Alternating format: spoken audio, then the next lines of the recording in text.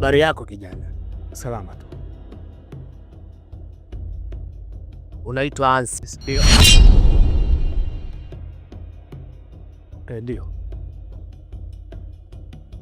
Kuna harufu kali sana nimeisikia kutoka kwako, na harufu hiyo ni mbaya sana na inaweza ikakuletea hata matatizo.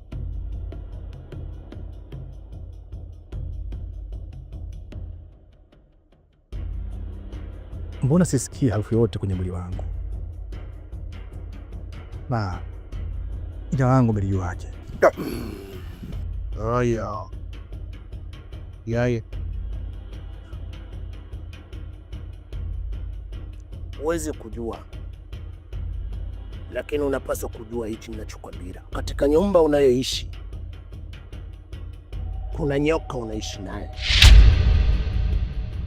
na huyo nyoka ni mbaya sana. Mnatakiwa kufanya haraka iwezekanavyo ili muweze kumtoa.